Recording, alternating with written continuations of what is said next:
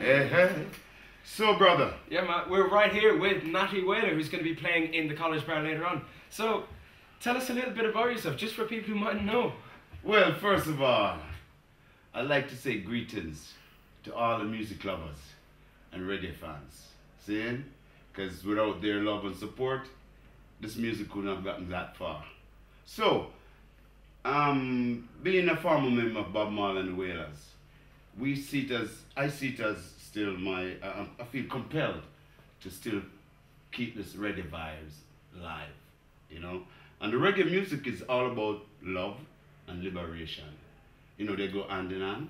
So in reality, that's what the music stands for.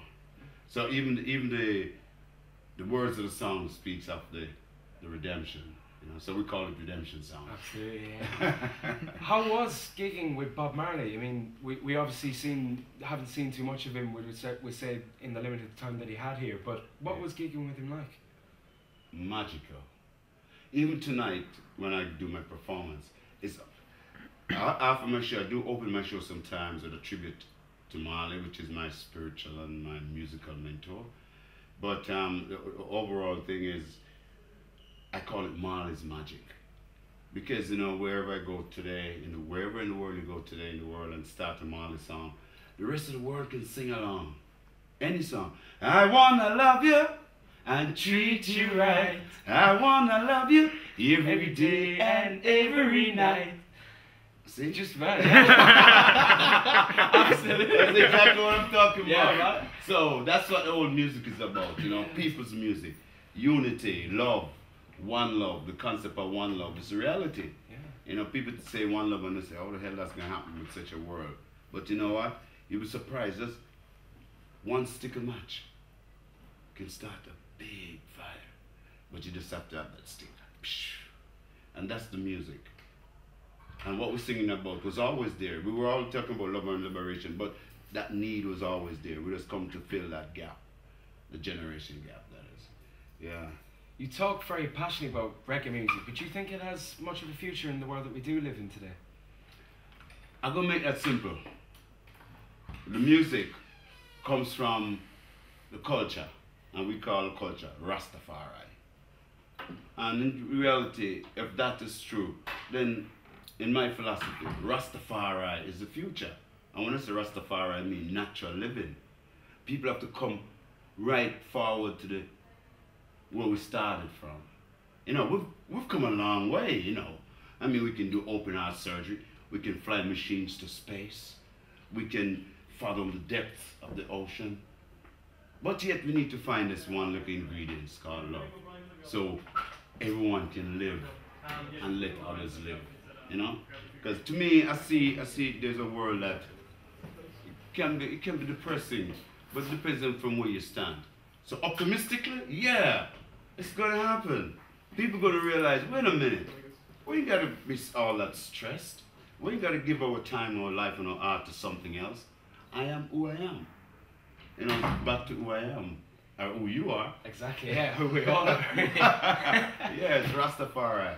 Besides Bob Marley and obviously that reggae culture, is there any other artists that have really sort of influenced your music and how you sort of interpret music and even the stuff that you might play tonight? Oh yeah, as a matter of fact, in Jamaica we only had one radio station way back then, and that's all we could hear was the music from the UK and some music from America. And we get people like Otis Redding, we get people like quite a few radical singers. Of course, we're attracted to that. So a lot of Motown stuff, we'll say. Yeah, and that's where we kind of learn how to kind of put our harmonies together in terms of commercially, you know.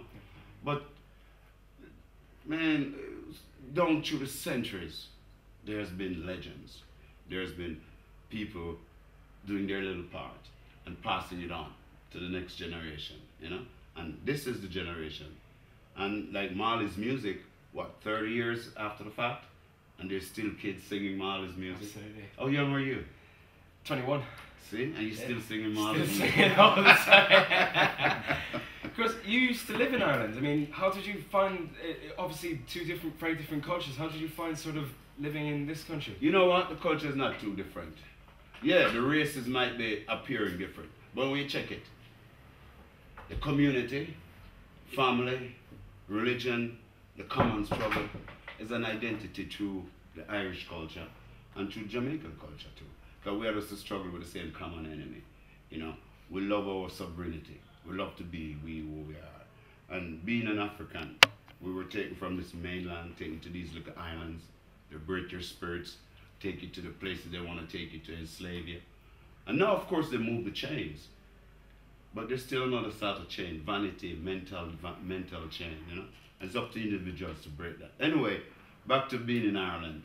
I find that the community is just like my community. Look out for each other. Of course, there's struggles, there's strife, but in every community there's that, you know? When it comes to religion, the Irish tend to either one or the other, but it's religious, strongly religious. And same thing in Jamaica. You know, we have different names of religion, but come right back to the same thing. When it comes to, no, politics is a different subject. I want to say politics is a different subject. We have, in our country, we have a thing called democracy. Sorry about that. the bad T word. Well, let's say it's one of the lesser evil, you know.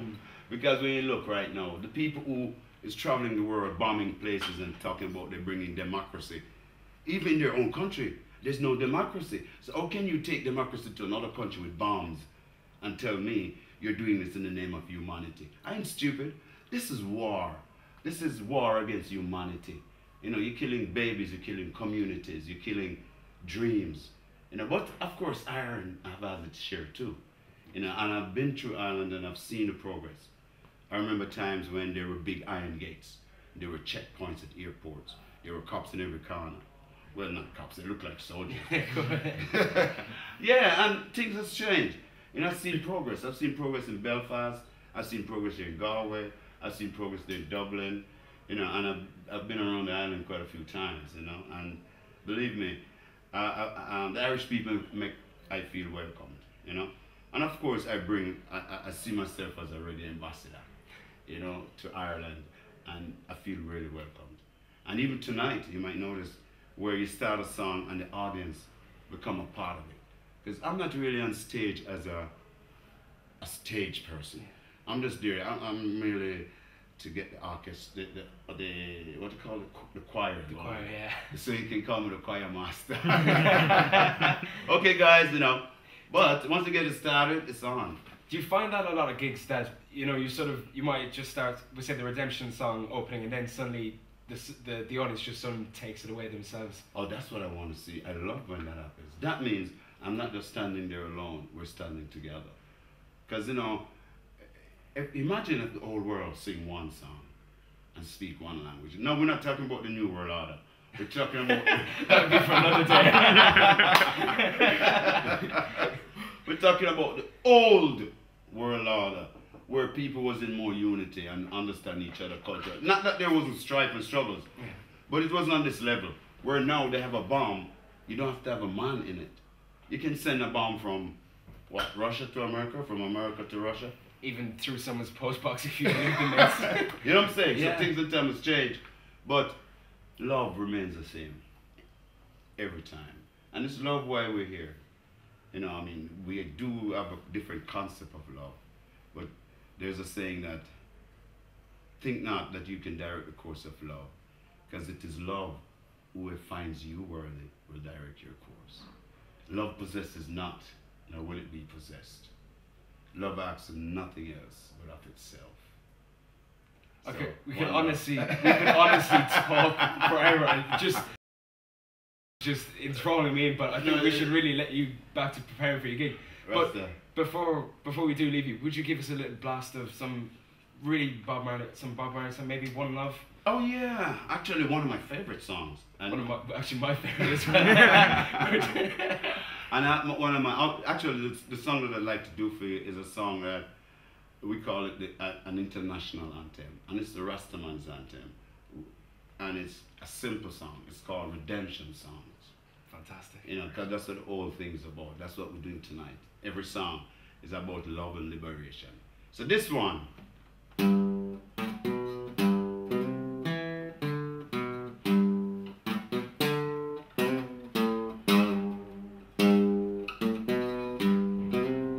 point the audience is just getting into the zone.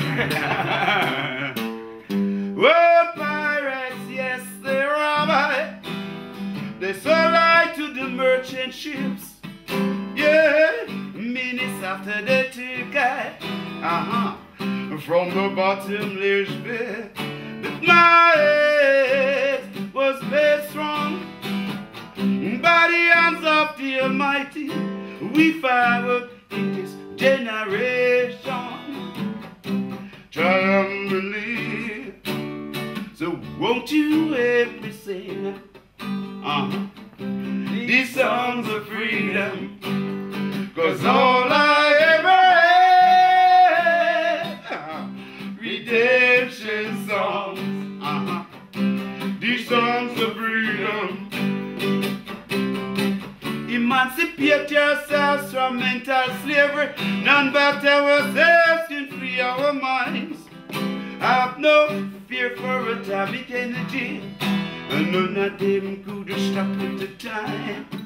How long shall they kill our people while we stand aside and look? Ooh, some must say it's just a part of it. We got to fulfill the book. So won't you help me sing these songs of freedom? 'Cause all I ever had, redemption songs, these songs of freedom. Sing it with me, children. It's every day. Sing it with me, children. In every way. Sing it with me, children. In every way. Yeah, yeah, yeah. Ladies and gentlemen, Natty Wailer. Thank you. Rastafari. Redemption song.